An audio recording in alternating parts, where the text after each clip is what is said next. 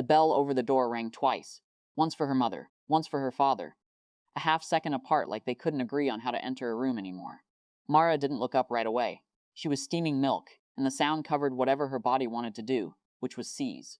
"Look at this place," her mother said, to no one, to the room, to the two college kids in the corner booth, who glanced up and then back down. "Just look at it." Mara set the pitcher down. 4 years of not looking up when a bell rang like that had taught her something about pacing. She finished the drink first, called the name, oat milk latte for Devon, and only then let her eyes go to the counter. Her father had a folder under his arm. That was the first wrong thing.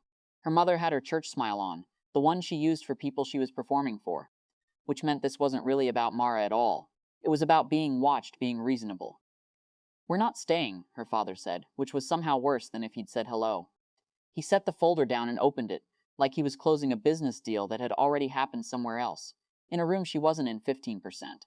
His name, and her mother's name in a line where a signature would go.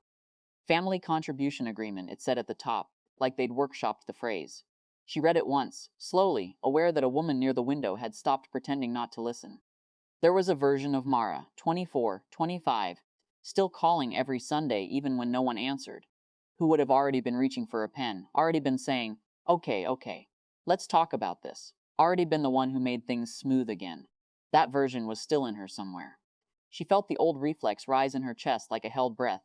She didn't sign it. "You'll want to think about your landlord," her father said, when the silence went on a beat too long for him. "Gary. Nice man. I had lunch with him last month," he said.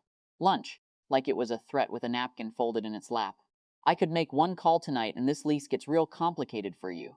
Her mother smiled at a customer walking in, like this was all just background noise to a nice afternoon.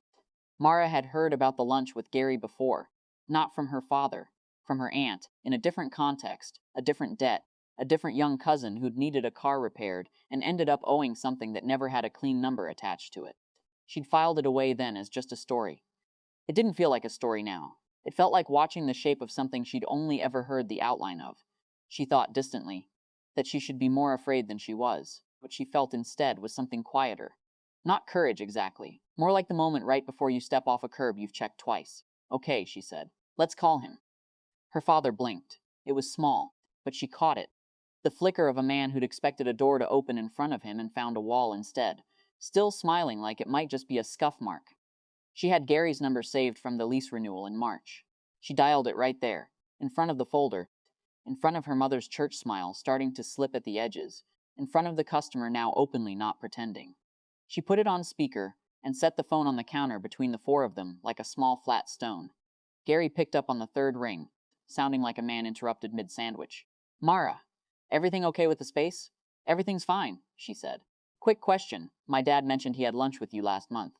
Said you two talked about my lease." A pause, not a guilty one, a genuinely confused one.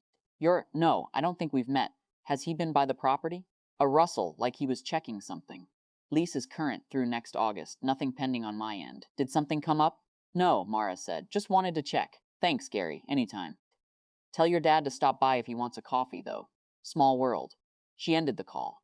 The shop was very quiet, in the particular way a room gets quiet when several people are deciding, in real time, how much of what they just heard to admit to. Her father closed the folder. Not fast. He was too practiced for fast. But there was nothing left to do with it now that it had been asked to prove itself and hadn't. "You've gotten sharp," he said, and it wasn't a compliment, though he wanted it to sound like one. "I've gotten tired," she said. It came out flatter than she meant, more honest than she'd planned to be in front of witnesses. Her mother didn't say anything at all. That was its own kind of answer. 4 years of silence had never really been about anger. Mara understood now, watching her mother's face do nothing. It had been about waiting to see if there was still something here worth managing. They left without the exit line her father usually reserved for doorways. The one about family, about blood, about how she'd understand someday. Maybe there wasn't one this time. Maybe the folder had been the whole plan, and without it working, he didn't have a second script ready. The bell rang once on the way out. Just once, Mara stood behind the counter for a moment before she moved.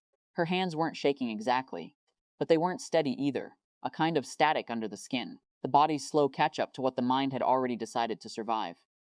The woman by the window caught her eye, gave her a small, careful nod, the kind strangers give when they've witnessed something they know better than to comment on.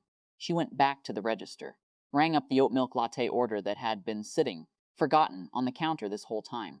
Devin came up to claim it, oblivious, already scrolling his phone. It wasn't a victory, not the kind that felt like anything. Nothing had been repaired. If anything, something had been confirmed, a shape she'd suspected finally drawn in full light. She didn't feel triumphant.